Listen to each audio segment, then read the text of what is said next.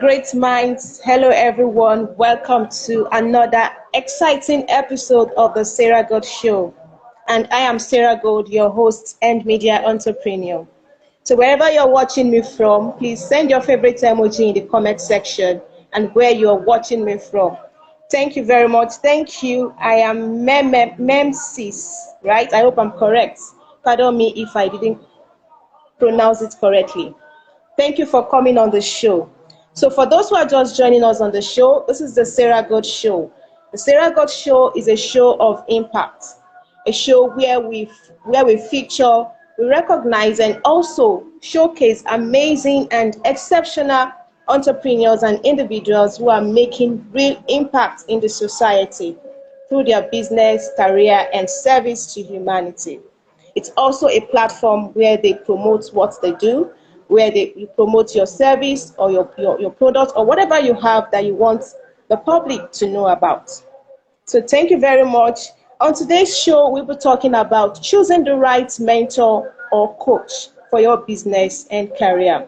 We all know that the importance of mentoring and coaching cannot be overemphasized. So whether you're a small business owner or you are already you're a successful business owner or you're already successful in your career, you still need coaching, you still need mentoring to keep growing, to be at the top. So our guest on today's show is Abby Sowemimo. Abby Sowemimo is a certified John Maxwell member. She's a life coach and also, wow, great. She has joined us. So she's also a Toastmaster of the Toastmaster International. Good to have you on the show, Abby. Thank you very much, Sarah. It's a pleasure to be on your show. And I must say that you're doing a great job. Well done. I like the strides that you're taking. So well done. Thank you very much. Thank you. All right, so let's get started. I believe she's excited and we can't wait to hear her story. I hope you're also ready to tell us your story, ma. Well, when you say tell the story, let me take it from where I started from. And I say this with all humility. I'm blessed to be a blessing. So way back in 2011, when I left the corporate world, I thought about giving back to society all the skills that I had garnered along the way. And I thought, what's the best way to do this? Because you need to be equipped to move along. So I joined the John Maxwell Certified International team, and I became a coach. I took the coaching lane. And then taking the coaching lane, a couple of years afterwards, after coaching several people, I thought the best way to do it is to become a transformational confidence coach, because that's where the word lies, confidence coach. And Sarah, the rest is history. Wow, thank you very much. Good to have you on the show once again. So let's get started. Tell us, why did you choose to be a coach or a mentor? Why did you decide to be a mentor and a coach? Okay, so like I said before, I wanted to give back to society. I have garnered a lot of experience, a lot of skills over the years. And like I said, when I left corporate world, I thought, what's the best way to give back? And wow. That's it. I always say to myself, like I said it before, Sarah, with humility, I believe I am blessed to be a blessing to others. So whatever you have, you share with others. Wow, great. All right, so tell us, let's talk about coaching and mentoring. What is the difference between coaching and mentoring? What does it mean when we say coaching and mentoring? Sarah, that's a very interesting question, because I see a lot of people use the two words in a fluid manner. They're two different lanes. A coach or coaching is like a structured process. But mentoring it's less structured, it's less rigid. And with mentoring also, to choose a mentor doesn't have to be somebody who is in your physical environment. I've met people who told me that their mentor is Denzel Washington. I've met people who said their mentor is late Mother Teresa. I also met a young chap who said that his mentor is Mahatma Gandhi. And I looked at him and I said, hang on a second, you weren't even born when he died. But guess what he said to me? He said he read about him, he believed in the values that he held, so that's why he became his mentor. So sometimes you choose a mentor because of the values that they hold. If they hold the same values as you, they become your mentor. Wow, great, great. Thank you very much. Okay, so let's talk about mentee and mentor relationship. Yes. How does it work? So a mentor, put it this way, so most of the time it's the mentee that chooses a mentor. Okay. In normal circumstances. I know in some organizations, they'll say to you, okay, yes, we want to have a mentorship program, so we'll give you a mentor to look after you. But if you ask me personally, a mentee to choose a mentor, in the sense that the mentee sees some qualities and values in that person that they like. But then if you're in an organization where they actually give you a mentor, then the mentor is supposed to help you, right, break down those self-limiting habits that you have. So that's the job of a mentor. A mentor is supposed to take you on and advise you, right, that's the word, advise you on what to do as per your career, as per your business. Oh, great. So that's, and there's no set time frame for mentor-mentee. There's no set time frame. But for a coach, but for a coach, there is a time frame. All right. So how then do you choose the right mentor? How do you know this person is the right mentor for me, or the right coach for me, for my career or for my business? How do I know? Okay, so let me take it in a basic manner. So you want to learn how to become a fashion designer. So you're not going to go to someone whose job is not that. Okay. So if you have a business, it's like you have a cake business, right? You're going to choose a mentor that is experienced in that business, so that they can give you the correct advice that you need. Oh, great. And they can help you along the way. Okay. So I always say to people, look, a mentor is supposed to hold your hand. Like a little child crossing the road with his mom and they're holding hands. That's what a mentor is supposed to do every step of the way. Same with a coach? Well, you see, with coaching is different in the sense that coaching is structured. Okay. And what the coach does is a coach listens to all your stories and your history, and then gives you an informed decision. So when you go to a coach, it's either you have so many ideas running through your head, so you want your coach to declutter the ideas for you, to give you what I call clarity. Oh. Because once you have clarity, and for my lane, once you have clarity and you have confidence, the rest, you can fly with the rest. So a coach will engage you and he will empower you. Like, the moment he engages you, you know that he's giving you what to do, the steps of how to do it. And then he empowers you. He gives you that confidence. Oh, you mean I could do that? I couldn't do that before? Oh my God. So that's what a coach does. Wow. But I also like to say to people though, a coach is not a therapist, because people get it wrong. A coach is not a therapist. Yes. And a coach is not a counselor. A coach teaches. So it goes with you step by step. You have an agreed set time, right? And then you have, like, for me, you have like an intake agenda. They tell you exactly what they want, and then you tailor it to meet their needs. Oh, great. So great. Thank you very much for that explanation. But let me throw this in here. You can have a coach and you can have a mentor at the same time. Two different people. Yes. Oh. Okay, all right, great. So let's look at the business world. The small business, the known brand, and also businesses that are struggling. Who needs coaching or mentoring the most? Do they all need coaching, or just a business that is struggling? Or which of these need coaching and mentoring? Okay, Sarah, let me first of all disabuse people's mind when they say struggling. Because for me, there's no business that's struggling. This business that you call struggling, all they need, either the CEO or the people or the staff there is just to reorientate themselves, change the way they think. So I don't like to call a business struggling. Yes, they're up and coming, but what they need is just a total shift in perception, a total shift in thinking, and that makes the difference. Oh, great, great. All right. Okay, so if I need a mentor, I believe, please, okay, let me use this opportunity to ask for questions. Please kindly drop your questions in the comment section. I can see some of our participants, the Olive Shopping, thank you for coming on the show. Toyin, DJ Coin, thank you very much for coming on the show. Please kindly drop your favorites, your comments in the comment section. I mean, your questions in the comment section, please. Please do feel free to drop your questions. It's very, very important because this show is for you. It's for you to learn. It's also for you to take home some important things you need to know about coaching and mentoring. Thank you very much.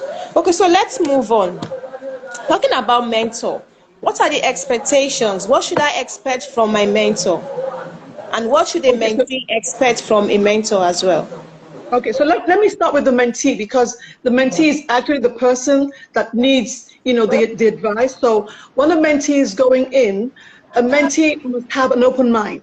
Okay. That's the very first thing, open mind, and you must be committed. So if there's no commitment, then it won't work. You're just going round and round in circles. So the first thing a mentee is looking for is that commitment. And it works both ways. So there's no point you getting a mentor where you're chasing, the mentee is chasing after the mentor all the time to have an informal meeting. So you look for someone who's committed, who has time, and the most important thing, open to change. Everyone is learning every day. I learn from people who are younger than I am. The world is evolving, so we learn every day. Exactly. Thank you very much. All right, so let's look at the traits to look out or to watch out for in a mentor. What are the traits I should look out for when choosing a mentor or a coach? Okay, so you look for someone who understands. Let me take it back.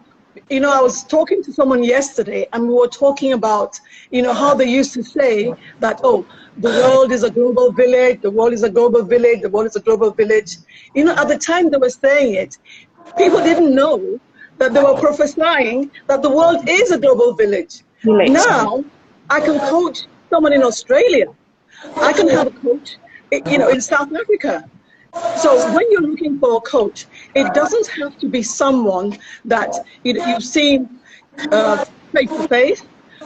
You read about their track record, and you know that yes, they can serve the purpose that you want them to serve.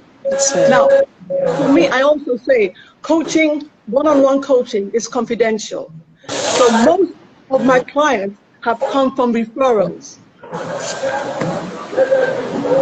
If someone refers a coach to you, you know that they've got the benefits out of that service, and they can tell you categorically, this person is good, go ahead with that person. So sometimes it comes from referral. Other times, yes, you flip through, you go to Google, you check, okay, I like this person, look at their rating, and look at all the comments people have passed. But then they must also understand you. Oh, great. You talked about one-on-one coaching. Do we have group coaching as well, or group mentoring? Oh, yes. Oh, we have group coaching. No, we don't have group mentoring. We don't, because mentoring is one-on-one, yes. But we have group coaching. And group coaching is totally different to training. Okay. So group coaching, that's it. So you're a coach, and you have several people who need your services, and they're all in the same bracket. That's what you call group coaching. Oh, great. The one-on-one coaching is tailor-made to the particular person who's told you exactly what they want, and you sit down, you have a chat, and then you go back to them and say, look, I've heard you, I've listened to everything you said, even what you haven't said, I have heard that, and these are the things I think you need to do, step by step. Oh, great. All right, we've been talking about businesses, coaching and mentoring in business. Let's look at the career aspect of it. Is it the same thing? What you have been saying, does it apply to coaching in career coaching and mentoring as well? Yes, it does. It does. Now, for coaching, I say to people, so coaching can be career coaching only. Okay. Coaching can be personal growth, and then coaching can be holistic. So what we do is, if you have someone that is a career coach, that's where the boundary lies. Wow. He or she is your career coach. Now, a coach cannot progress to the next level unless they're giving the permission to.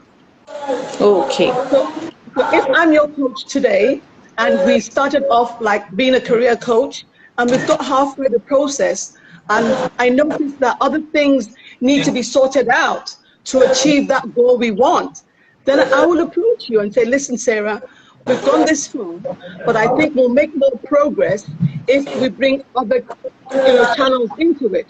So if you're okay with that, we go into that channel. If you're not, the coach is supposed to step back and just do the career only. And then you have the holistic coach. So the holistic coach knows that what I'm going in for is to do the personal growth, is to do the career growth, the family growth, everything in total. Wow. All right, great. Thank you very much. So before we move on, I would like to welcome and appreciate everyone who has joined us. Thank you very much for coming on the show. Like I said earlier, the Sarah Gold Show is a show of impact. A show of impact where we feature and showcase amazing and exceptional individuals and entrepreneurs making a positive impact in the society. It's also an avenue to promote what they do so that you can get to know more about them. So thank you very much. If you have questions, please feel free to drop your questions in the comment section. I'm still expecting questions. I've not seen any question in the comment section. Please feel free. Maybe we have thrashed everything out properly, Sarah. Right, true. All right, so let's move on. At this point, let's focus on our guests. We want to get to know our guests. She has said a lot about what we need to know about coaching and mentoring in business and also in career. So, Abby, tell us, what values are you committed to? When people say what values are you committed to, I see myself, this is Abby. I'm a determined person, and I see myself as a loyal friend. Oh, great. I'm committed to people. I'm committed to people who work hard. Wow. I love to work hard. Wow, great. And how have they helped you since you started your coaching career? How has this helped you, in your coaching career and mentoring? Okay, so I've met quite a lot of people, on this journey. And it's funny because the amount of people I've met on this coaching journey, which I started when I left corporate world, doubled more than the people I met in my corporate world. Wow. So what I say, when you see someone who has potential, right, the coach is eager and happy to coach that person because you know that they've got the potential. All they need to do is to declutter, all the various ideas going around in their head. Oh, great. Okay, before I move on to the next question, there's a question here from DJ Coying. I hope I called your name correctly. Please pardon me. He says, what process does one need to follow to become a mentor? What are the process, or what is the process? How does it work? Okay, so to become a mentor, there's no formal training. There's no formal training for a mentor as there is a formal training for a coach. Now, for a mentor, if you imbibe and you show good values, people will be attracted to you. And you see, once people start asking you for ideas and asking you for advice, you know that there's something good about you. Yeah. And then that's it. So you tend to hold on to that. So if someone's coming to you to ask you for advice on which job should they take, or come to advise you on, okay, so I have this problem, what do I do? There's some people who are people just gravitate to them and ask them questions. At that time, there's a light bulb that should go off and say, hang on a second, there's something about me that people like and people understand. Okay, so I'm going to share that with people also. So at that point, you start to make up your mind, yes, I can be a mentor. I've achieved this, I can be a mentor. I know about this, I can be a mentor. And that's how, it starts growing. All right, thank you very much. So tell us, still telling us about you, your values, and why you became a coach. So tell us your greatest achievements.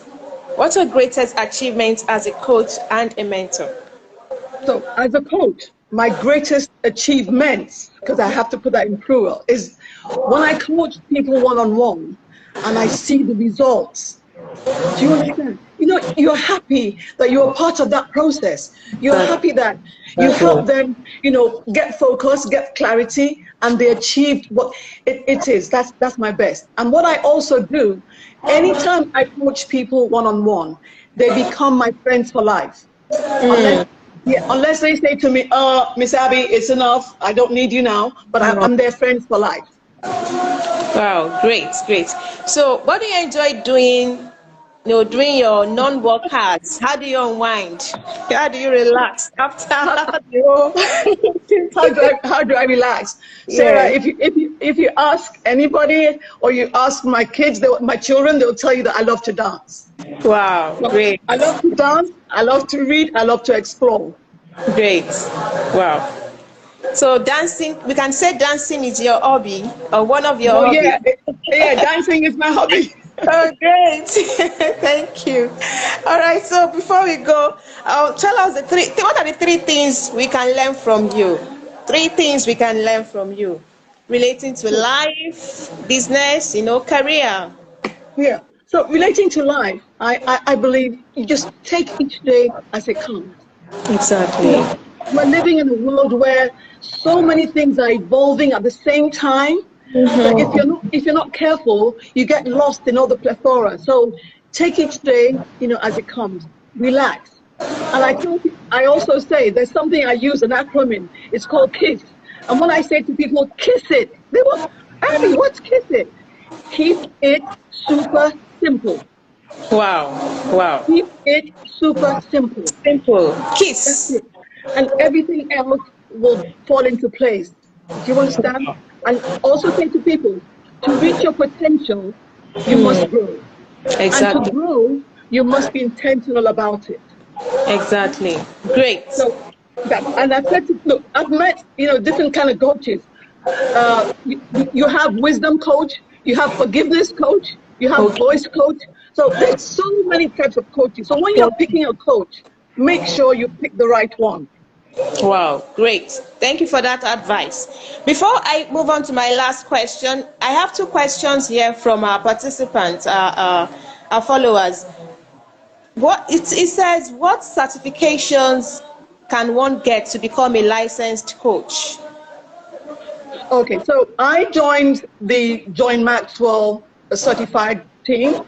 There are other coaches. Yeah, there are other coaches worldwide who have the certification. So what you do, it's always best to get certified and not just wake up tomorrow and say, yes, okay, I have these qualities, I'm now a coach. No, it's always best to get qualified, to have names behind you so people know that you're worth what you're saying. Exactly. Great. Thank you for that. The next question is, what are your techniques for pushing professionals out of their comfort zones?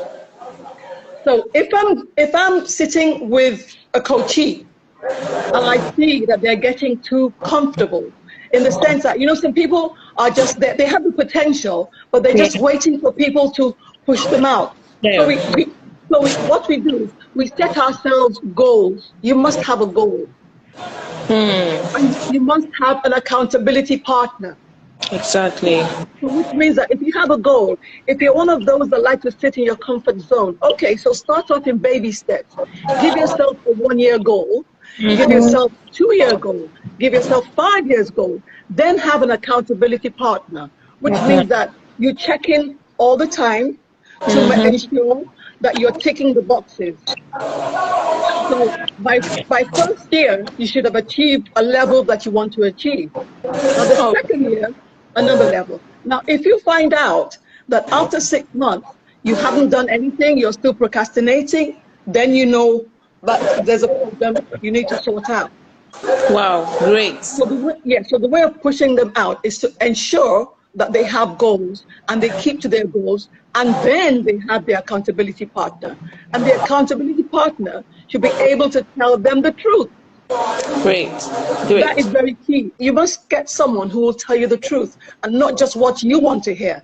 Okay, so you're not doing this well, you need to do this well. Before we meet the next time, you're supposed to have sorted out A, B, C, and then you're on top of it. All right. Thank you very much. All right. So lastly, before we go, if anyone needs your service, how can they reach out to you? Do you have your company name, phone number, contact details? Okay, well, I was gonna pin that up here, Sarah, but it's info@horizonhogs.com. info@horizonhogs.com. Yes, I'm trying to pin it in there. Okay, can you type it in the comment section so I yes, okay. yes, I'm doing that, Sarah. Yes. All right. Okay.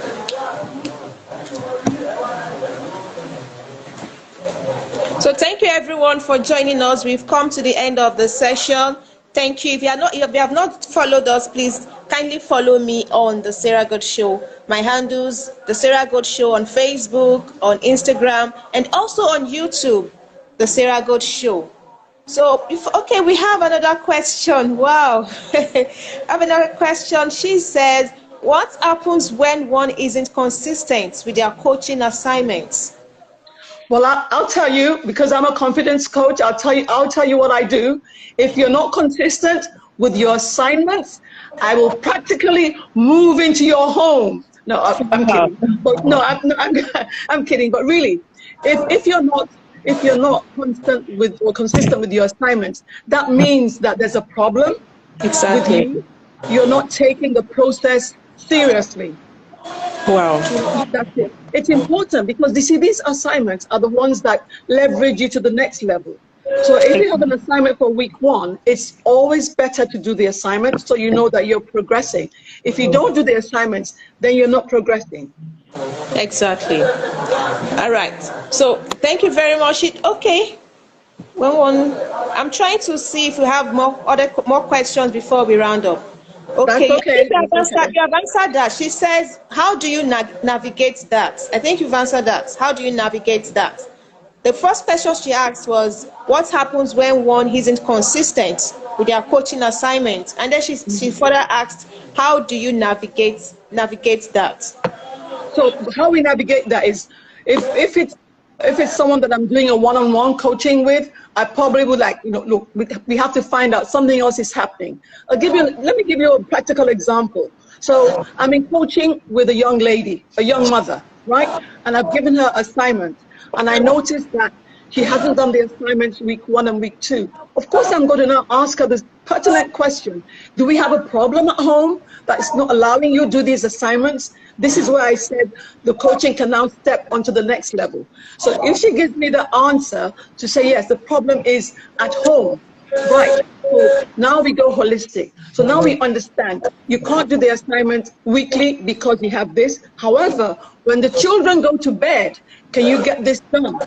Exactly. So you offer different ways to get around it. All right.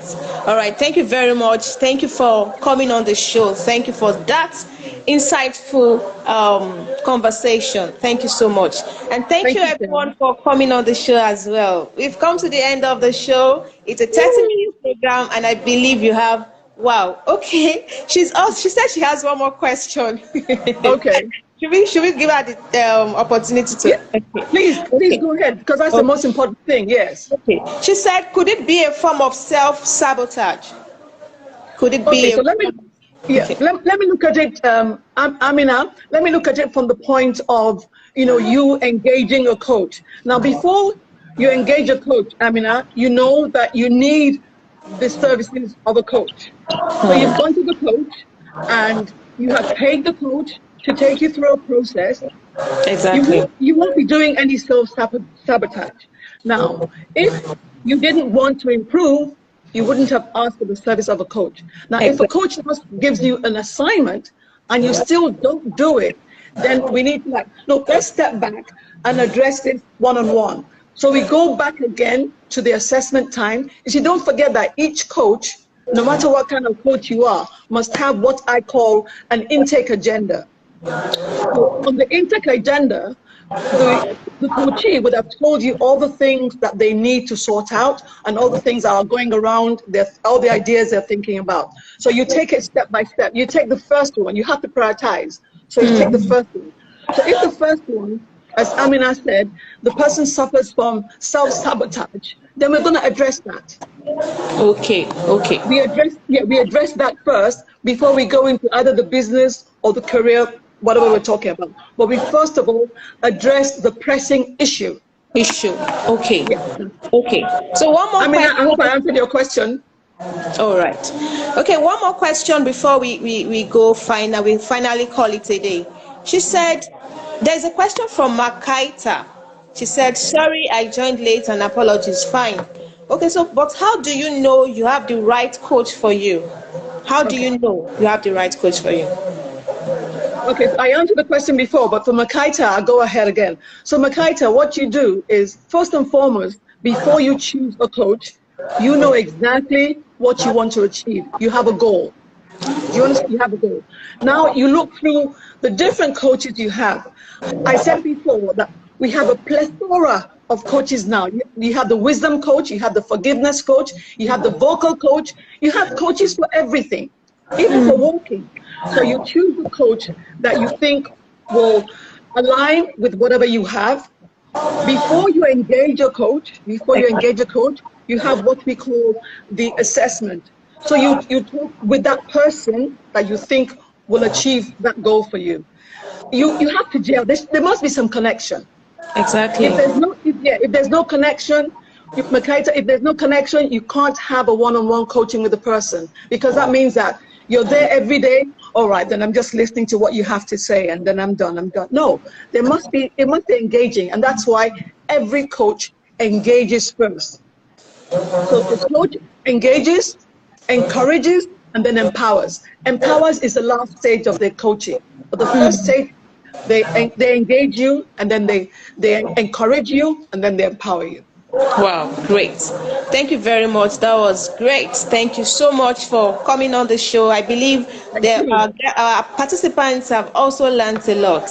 So next weekend or next week, please stay tuned till we come your way next time, till I come your way next time. So if you're not joining, if you're not following me, please kindly follow me to have get updates on our next episode. Like I said, our guests are known as the iconic gold. An iconic gold in the sense that the values, the impacts they are making in the society. It's also an avenue to promote what they do. So if you'd like to be featured, you are making positive impacts in the society through your business, career, or service to humanity, please feel free to send me a message in the comment section or in my direct message, or a direct message actually. Thank you very much. Thank you, Abby, for coming on the show. Thank you, Sarah. I wish you luck and congratulations again. Well done, well done, well done. Thank you. Thank you, everybody. My name is Sarah Gold. Bye for now.